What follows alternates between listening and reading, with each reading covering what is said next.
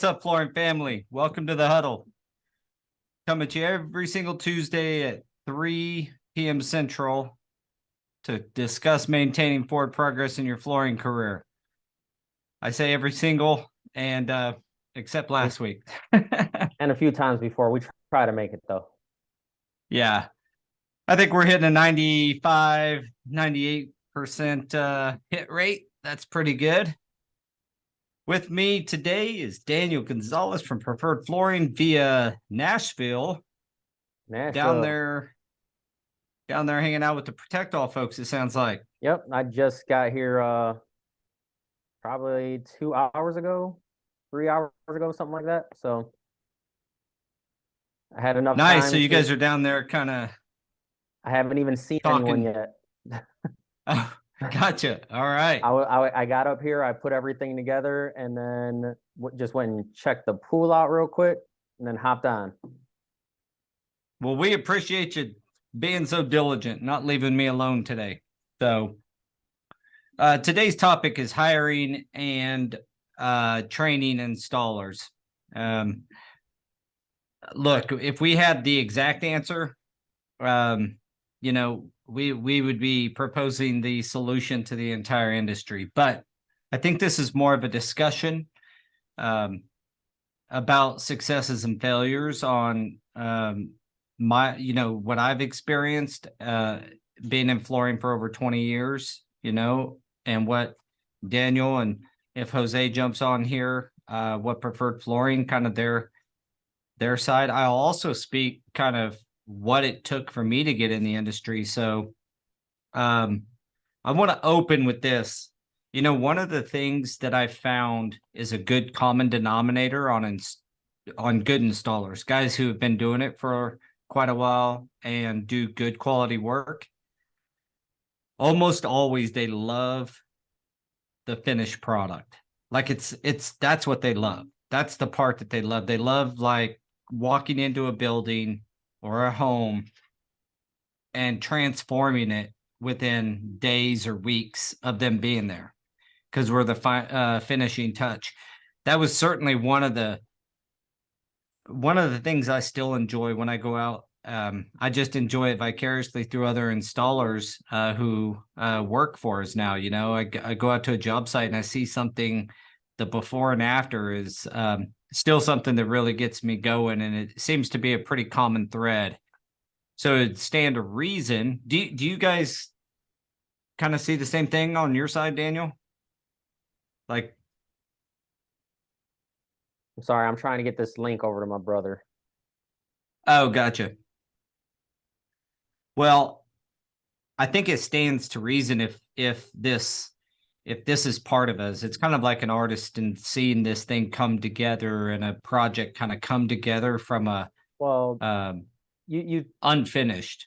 Yeah, because you just think of people in general, and we like that instant gratification, right? We touch on this numerous times, and there's nothing better than being able to see what you've done from the start of the day to the end of the day and knowing I'm the one that did that, right? I think that, especially like early on, that's how it started with me. It's like,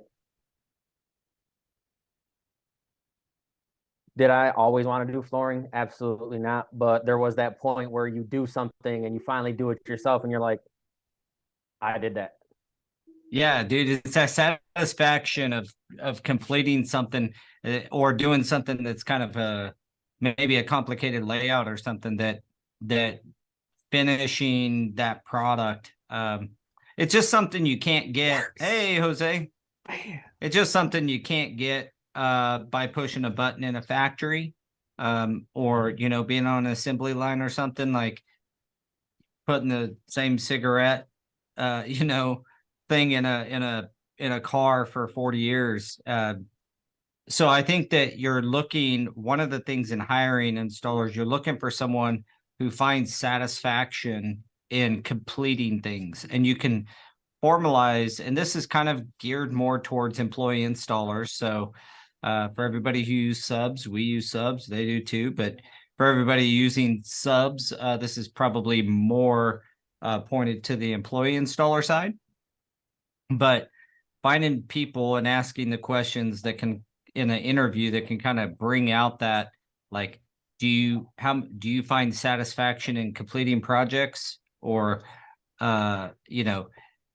what's your favorite part of starting a project? A lot of them will say finishing it. So there's a lot of ways of hiring. We've done a bunch of different things, from the monsters and Indeeds and things like that, all the way to Craigslist. But I think Daniel and I was talking earlier, I think word of mouth is paying the best out for you guys. And, Yes. frankly, it tends to pan out the best for us as well. So, It's there's one of something those, to having that lead. yeah, sorry for being late, guys. Couldn't link up with my computer, so I was about to try my phone, and then it populated. But word of mouth No worries. has been probably the best, right? Because nobody ever wants to really let a friend down. But it does happen, and when it does happen, you're always a little bummed out, more than you would be if it wasn't a lifetime friend, right? Or someone you got to deal with the rest of your life. But everyone's got to live their life, and you can only be upset for so long. But it's one of those, I'm here to learn from everyone too, because there is no foolproof way. There is no. That's what I think I wanted to point out. This is an art. There is no science to this. We are trying a new method. We're going to launch a web page. It's going to have a questionnaire on the second page, and then we're going to send them through a video interview to try to weed out what we found when we go with a Craigslist or an Indeed is you get so many people who are just applying to every single job that they see. Yeah, dude. And it's like a mountain of applications and resumes, and you might get 2 out of it, maybe. And that's if you are diligent enough to stick with it and go through the entire pile and not start so I don't know that those sites are the best. We haven't had a lot of success on them. We just get a lot of tire kickers, to be honest with you. A lot of people But this is know how to manipulate the technology and use it and to their advantage, right? Like we actually get quite a few hits from like people like across the country saying, "Hey, I'll come work for you. I have experience," but then it's like, I can't pay for your relocation costs. Like we're not big enough to do something like that. And that's what someone's looking for. They're looking for like to help them out, so to come over here and start. And we're just not at that level to be able to offer something like that. Oh, well, and even if you were, it's really risky, right? Because you pay the relocation costs, and you can do it in a way that is tiered. We've done it before, not for installers, but for project managers. But to be frank with you, I lost $3,500 not 5 months ago on on that deal. We learned our lesson. Like, okay, we've done it. This was our 3rd or 4th time doing this. First time we got burned this way, but the guy poofed after he got the money. So we decided, okay, if you can't afford to get here, then we're willing to reimburse your costs, but not pay for them up front. So that's what I would recommend to anybody is, if you are going to do it, they come, get themselves there on their own accord, and then you can reimburse some of the costs, whatever you guys feel, you can work out. But paying up front has bit us in the rear end. We lost like $3,500.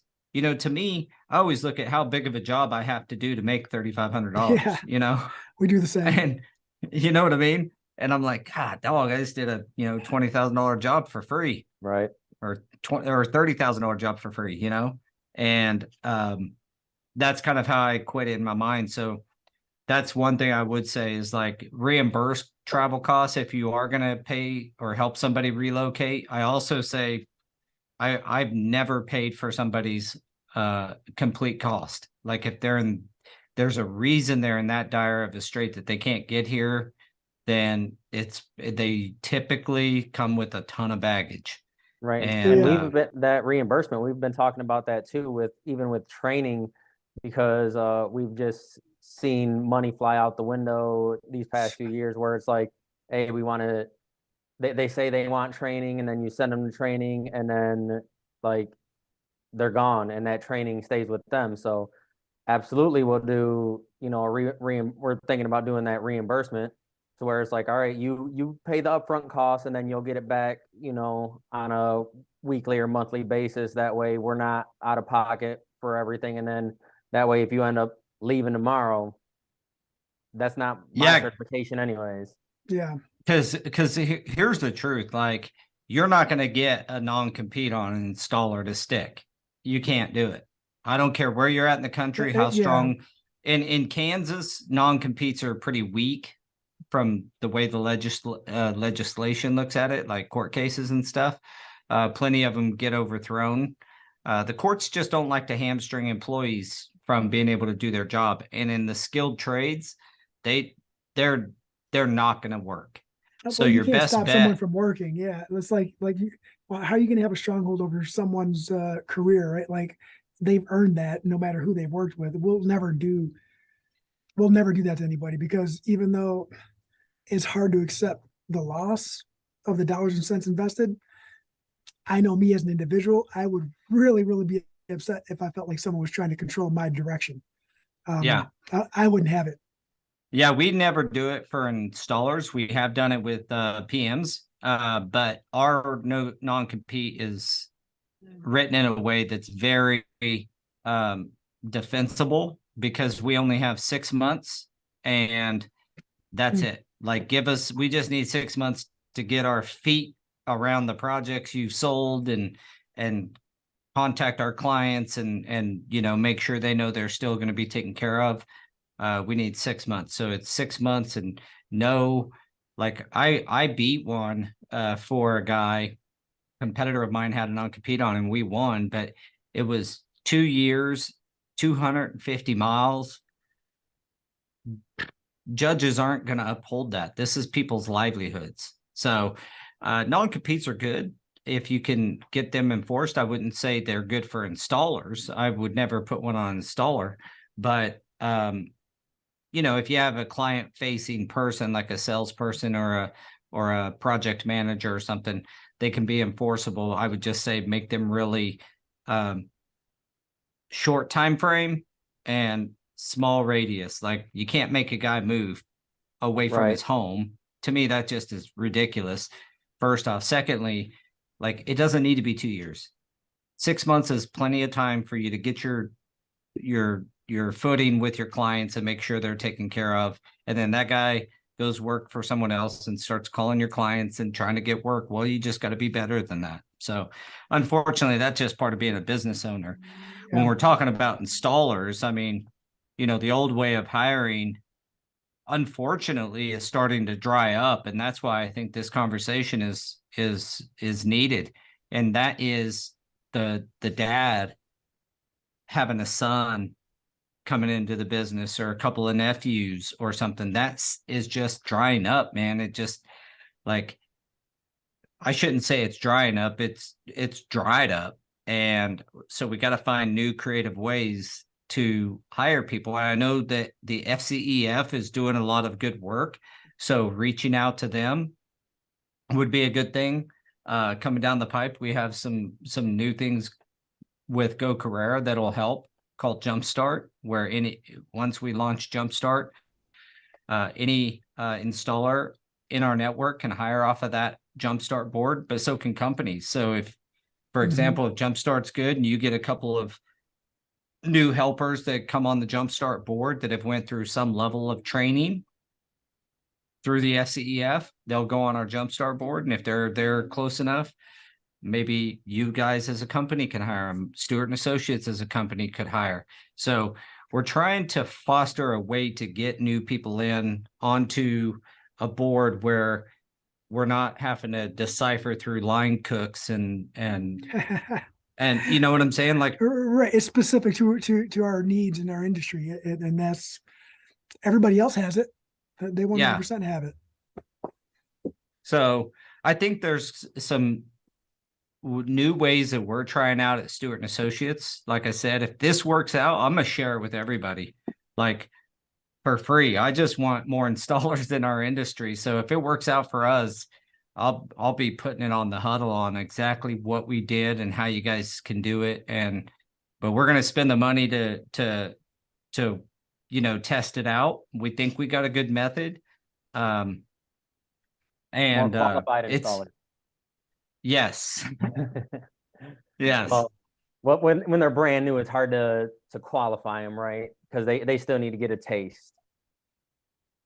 Yeah, even if they've went through some level of training, the success rate there, you just got to expect is going to be a little bit lower because they haven't been out in the field and really gotten a taste of what the Yeah. industry is. So, but anything that starts to work, I'm going to share. So we're hoping that we attract, like in our video interview, we're asking questions and that only an installer would really know. And it's hard to Google like and figure it out quickly. And the video interview side of this is basically the basic setup is there'll be a landing page about the benefits of getting into the flooring industry and how robust our industry really is, but we need more installers, and come one, come all, regardless of sex, gender, race, any of that. Please consider flooring as a viable option for a career. If they go through that and they fill out our questionnaire, it's just questions, written questions. They type in their answers. That comes in, and each answer will have a number value to it. And if they score a certain amount, then we will invite them to a video interview. With that video interview, it will be questions posed on the screen, and then they answer them live, just like this. But they only have like a minute. So you're not going to be Googling and trying to find the answer. You'll run out of time. What was the question again? So we try to make it tight so that they can't just, Google the answer, and you'll know if they do really. But it's meant to kind of weed out everybody. And then anybody who makes it through that video interview would be offered to come in for a final in-person interview. And hopefully we get plenty of those kind of guys. And we're looking for experienced guys, but we're also looking for people who answer the soft skill questions well.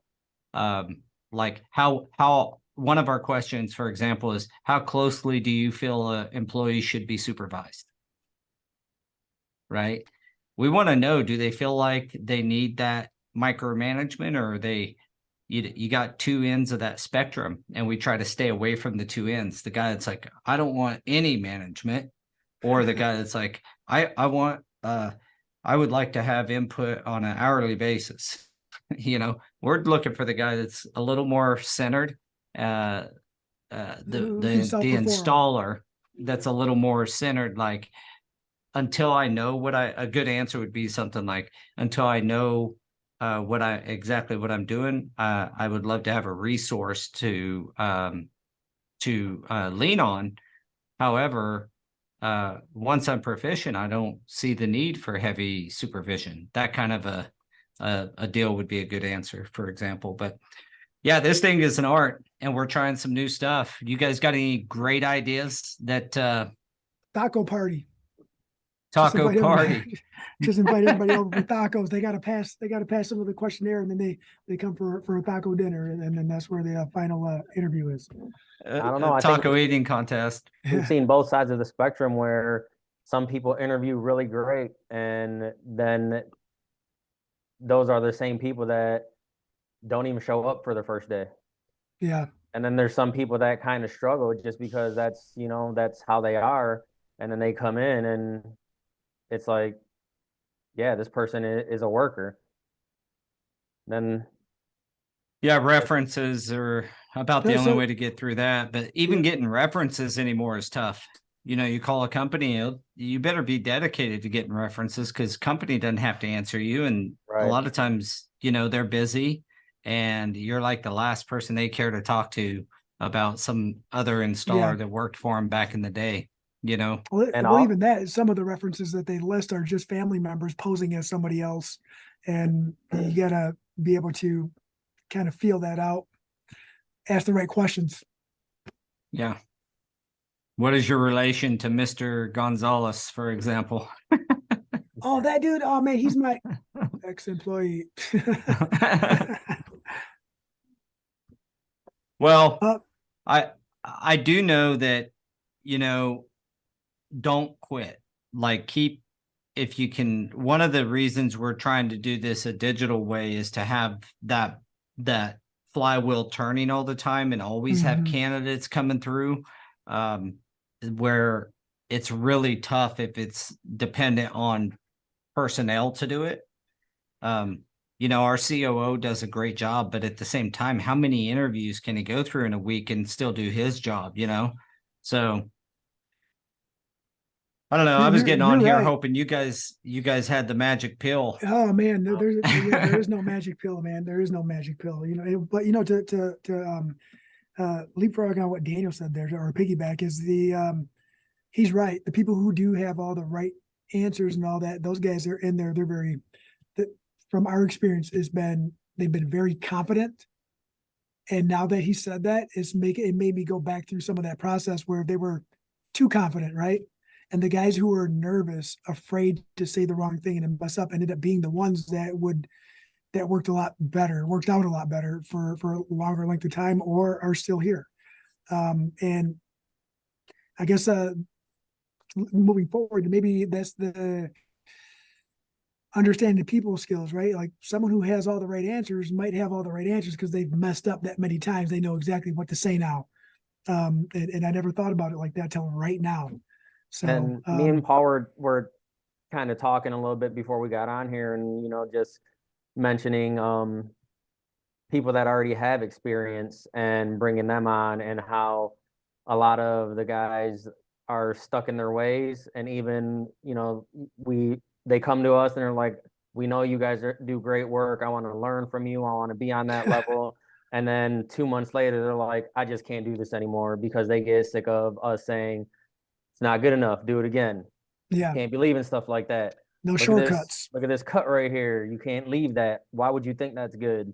And you know, that gives me some ideas on some more questions. Like, you know, if something could take you 10 minutes doing it close to the right way, but it's going to take you 30 minutes to do it the right way, which way would you go? Yeah, right. Well, that's integrity too, right? Like almost posing it that like it's okay to go the shortcut though. That way they don't think the setup, you know, like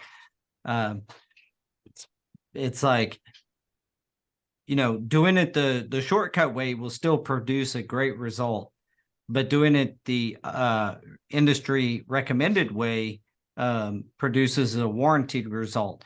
Which would you go to in stressful times or something? Just that's actually formulate questions like that. You know what I mean? That's a good way to put it, because sometimes the way that it looks the best isn't the way that it's warranted. Sometimes, you know, and that's what sucks. And some people don't understand it. Like, oh, it looks like this. Well, I just do it like this. Well, that's not the right way. And you know, that's a good question. That's a way to kind of sift through some of the corner or the people who like to cut corners. Well, we're going to try some stuff, because I certainly didn't come on here with this topic, you know, as someone who has all the answers. I just don't. It's a tough thing to hire skilled labor. It's obvious. That's why not just our industry, but all skilled labor is short, particularly in flooring. But so there's just not a right answer. But I would say that it's about what we feel like, and why we're attempting this is to get some consistency, you know, in the recruits that are coming through, and being okay not hiring every single person that comes across. Like, if you can get a consistent qualified, in some manner anyway, qualified applicant, then you don't have to just take the first one you get. And that's also a knee-jerk reaction that I think a lot of people do. They get a guy that's come in with, like you said earlier, Daniel, 20 years of experience, but he could have, the fact is that it comes with 20 years of baggage. And it That's, could be, yeah, if they're not teachable, and that is one of our questions, is on a scale of 1 to 10, rate yourself on how teachable you are. And then we ask another question later that's similar but different, which is, are you a quick learner or do you need more instruction? Right. And there's no right or wrong answer to that question, by the way. That's a 0-point question, meaning either way they answer, it doesn't move them up or down. It's just knowledge on our side. And I think that's where, like, these younger kids coming into the workforce right now, it's harder because it's the participation trophy kids that are coming in right now. And they've always had that to where they didn't have to work for to earn something. So they think that you're just supposed to give it to them regardless of the way that, they're working or behaving at work and stuff like that. So it just makes it that much harder, because the kids that, if you think about like our kids, they're in sports, right? Because we want them to be coachable. Being coachable, converts over to being teachable. So it kind of goes all hand in hand. But when you're just handed stuff like, hey, good job, yeah. even to the kids that were crying the whole time when, you take them out because someone else has the play. Mm-hmm. It's funny you say that, because yesterday I was late to my nephew's game. I wanted to go help him out, and afterwards they won the game, and I gave him a little bit of, like, kind of give him a little boost during the game, because he's a little scared when he's up to bat, and he's timid. He's like, hey, what do I do? And I answered his questions, and he didn't do anything I said. And then after the game, they were like, his coach was like, good job. And I said, don't lie to him. Like it does. If you tell him that's a good job, he thinks that he has nothing to strive for, right? Like you can tell him great effort, but don't tell him good job, right? Hey, guys, I got to run though, because they wanted me down there like 10 minutes ago, and I told them I was going to be late. Well, thanks for joining today, Daniel, and fitting us in. Before I go, Dirk says that he just wanted to share with everyone that he got an offer on a project, 12-unit apartment, LVP, for $1 a square foot and $0 for prep. And I know Jimmy that's all says, regional. That's all regional, but that is very laughable over here. And after you said the taco comment, Jimmy said he's had our tacos in Southside. He's moving to Grand Rapids. So that's my boy. Come on, it's working, right? Mr. Salisbury Steak. Let's go. All right, guys, take it easy. I wish I could stay streaming, but it would just stay streaming the whole time I'm gone. No worries. Thanks for coming in. Put a timer on it. I tried. It didn't work. All right, Bubba. All right. See you, Daniel.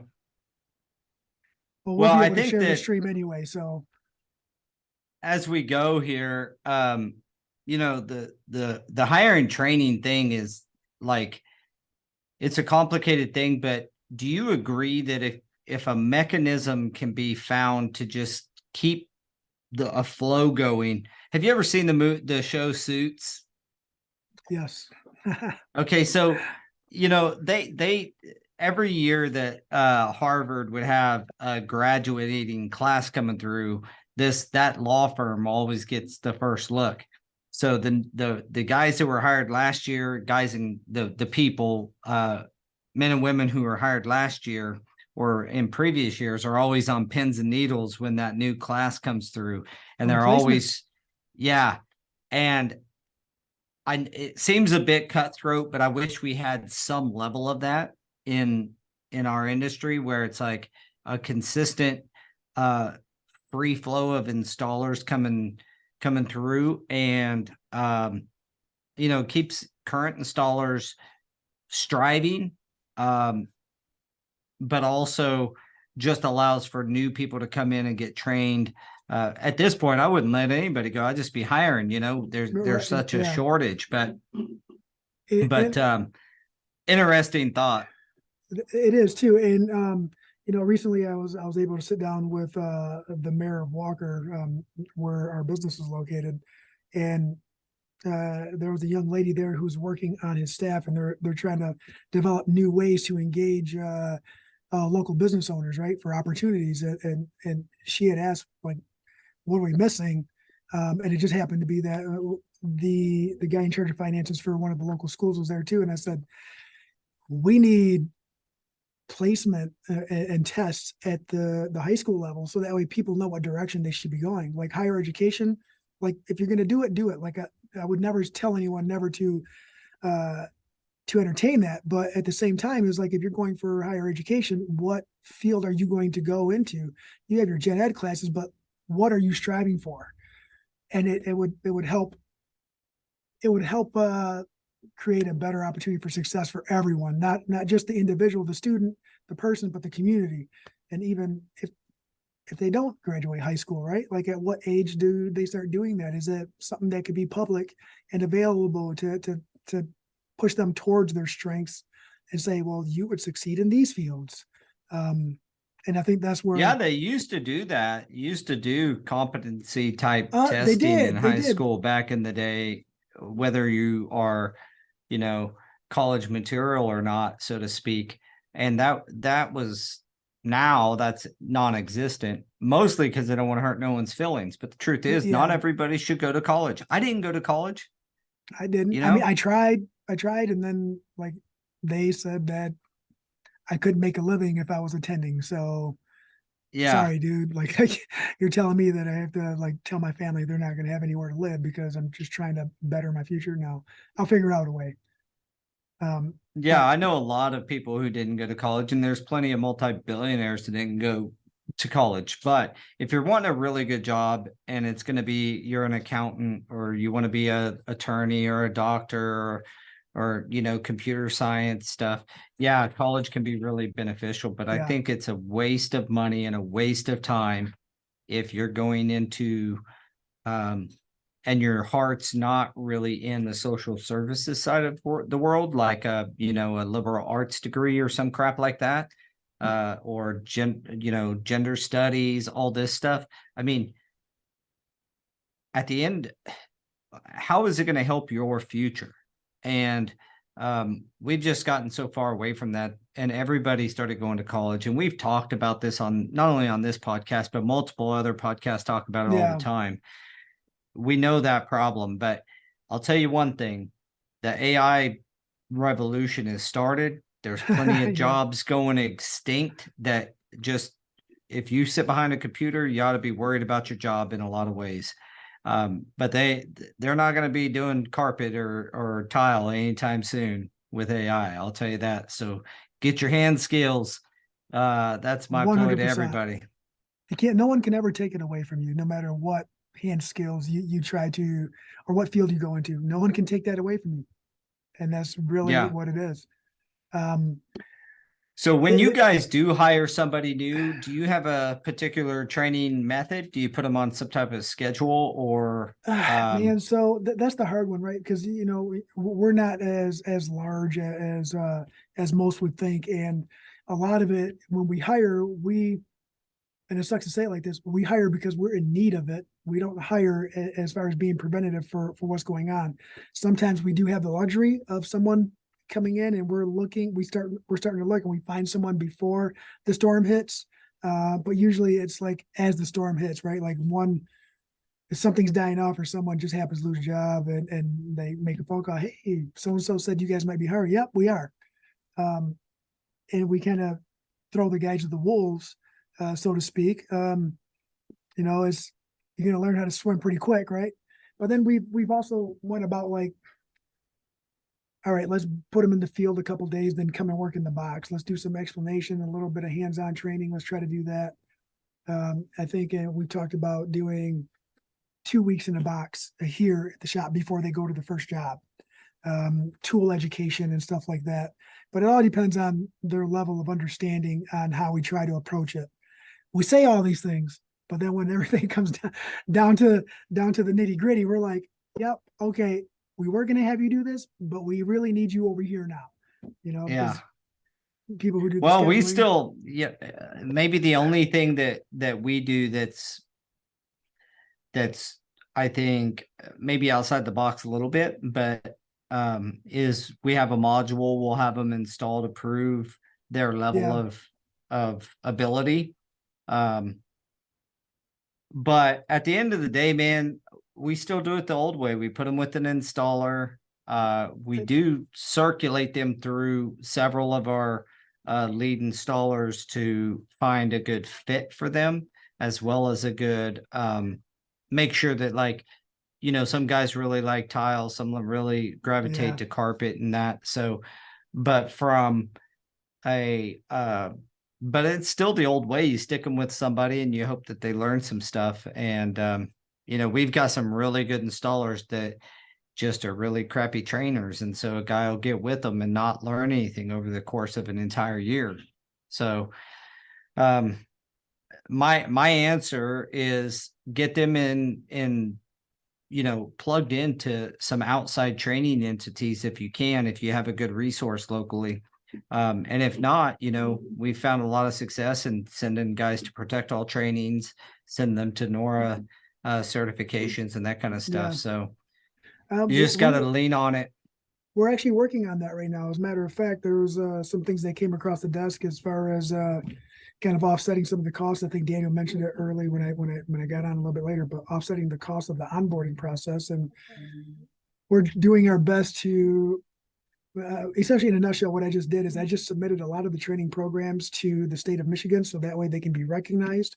Because we found out that there is essentially there's grant money available for trainings. The problem is that it's more for corporate America instead of construction America. So a lot of what I submitted is all brand new, but fingers are crossed. And I just got word today, right before the podcast, that we've made it through step 4 of the process. And I think there's one more step after that. So we'll see if it's approved. And if it isn't approved, it's a learning process for the state of Michigan and some of the government funds and how they allocate them, and opens up their eyes as to what's available. So that was a federal grant type thing? Yeah, I think it's a state grant, not a federal grant. I think it's a state grant. So, but Gotcha. yeah, I mean, it's available, and I didn't know that, right? So I had very few days to prep for it. It threw a lot on my plate, but I did it, man, and I'm excited to see what happens.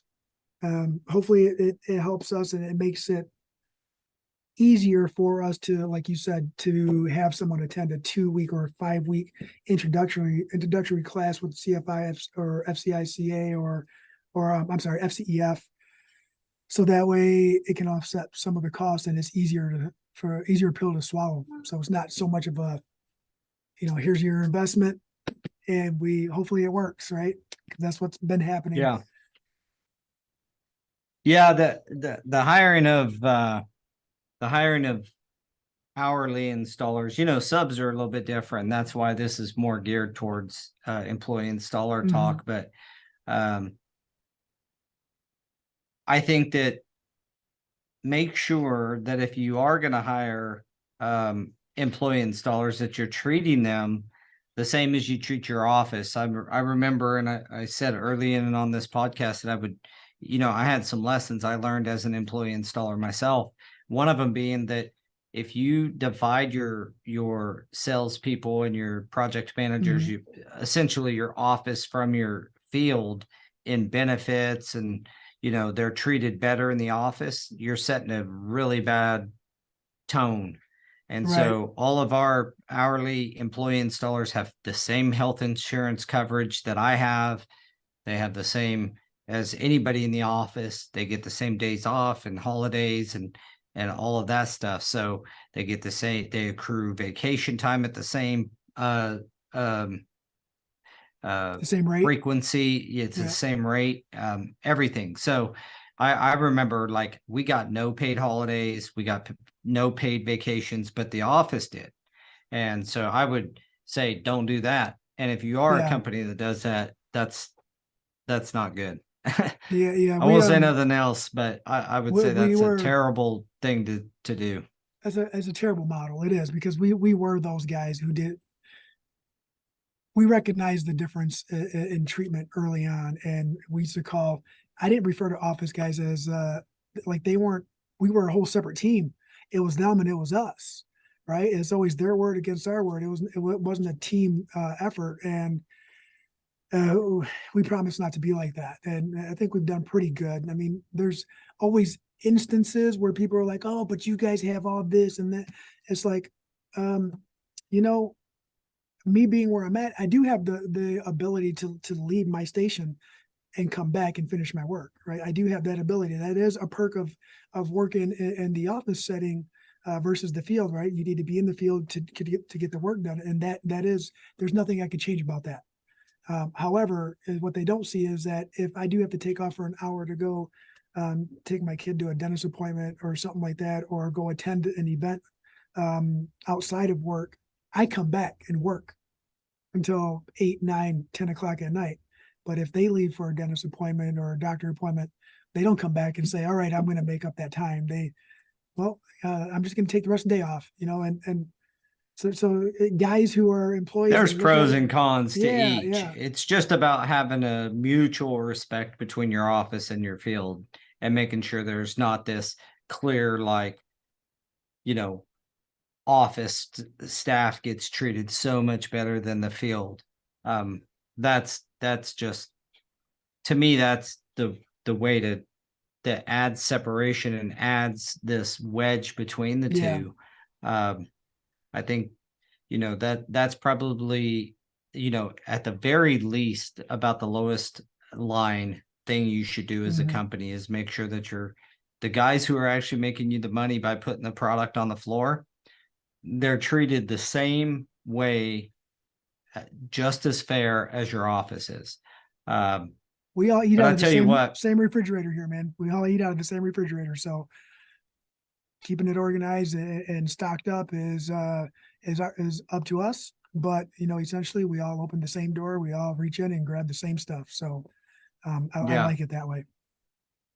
Yeah, and I'll I don't want to keep beating a dead horse here, because it's not like we're giving you guys a bunch of revolutionary ideas, but we are talking through this. It's a bit of a conversation, but I would say that,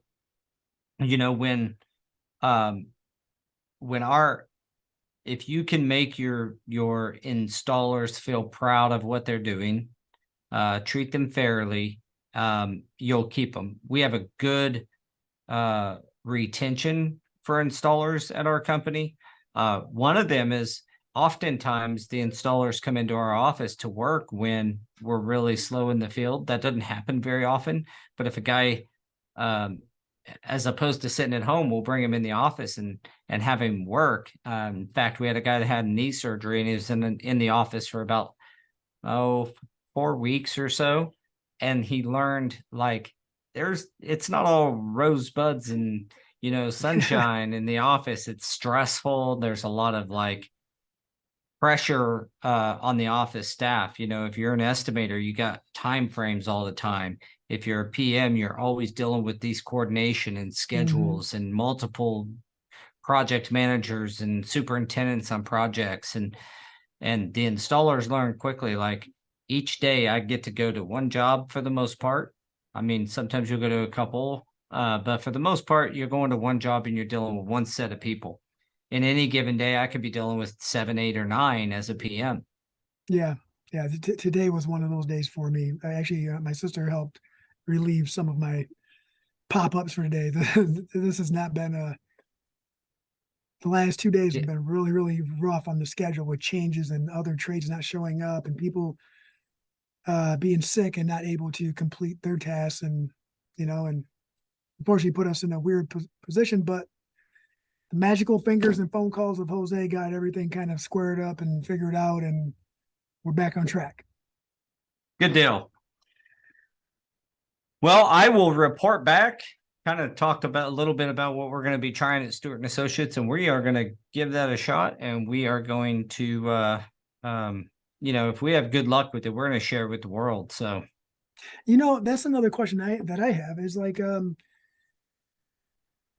I might know the answer, but and it might sound like a dumb question, but do larger companies with more capacity have to have a different template to follow for the onboarding process than a smaller company, right? Because the reason I ask that is, the dollars and cents and sustainability of a new hire is a little bit different for someone who has a larger capacity versus someone who is a little bit smaller. And that's the question for the audience too. Like seriously, like I want to know. I want to know what everyone does. If you have 200 employees versus 10 employees, what's your approach? Were you at 200 employees at one point, but now you're down to 20, or vice versa? What have you changed? Why did you change? Yeah. Yeah, the that's stuff that I'd like to know. Yeah, I can only speak to, I've been to, several conferences, one of them being, we're a member of Fuse, and there was a guy that did a talk about a lot of the stuff they do to hire and retain. And man, it's a big company, and they've got a team almost assembled in doing this. So like, it's obviously not easy. But I know that the efforts, it's got to be put forth. What do? You can't give up. You got to have people. So keep fighting the good fight. And if anybody is watching this on YouTube, comment and tell us what you're doing, and Heck yeah. let us know what's working for you, and what maybe doesn't work for you. It'd be interesting to see some input on that. So with that, my friend, I think we're going to close it out a little bit early today. Yeah, I know. Without Daniel, we're just lost. Well, it's a tough subject because it crosses the line of a lot of the subjects we go over every week. There's some aspect of training and hiring to almost all of this, and to have the subject just be hiring and training, we probably could have afforded a few more companies to come on and talk about this with us. That would have been a good idea by me, now that I have it after the podcast, but it's all good. We can hit that in the future. Sounds like a plan to me. All right, my man. Well, have a great day, and we'll talk to you next week, and look forward to connecting again. And you are going to some shows coming up. So I just want to say to the audience, if you guys want to come out and hang out with us and maybe jump on the podcast, we're going to definitely be at the the FCICA/CFI event in September. We're also probably going to be at TSP coming up, Total Solutions Plus. So come check us out there. And again, if you have any ideas on what's worked best in hiring, whether it's like experienced guys or just really good gals and guys that you found that are not necessarily the most experienced, but turned out to be a great hire for you, let us know. That'd be great. All right, guys. Well, my man, I should say. Yes, sir. Daniel's already gone. We will see you next week, my friend. Have a good one. Thanks, everyone. All right. We'll see ya.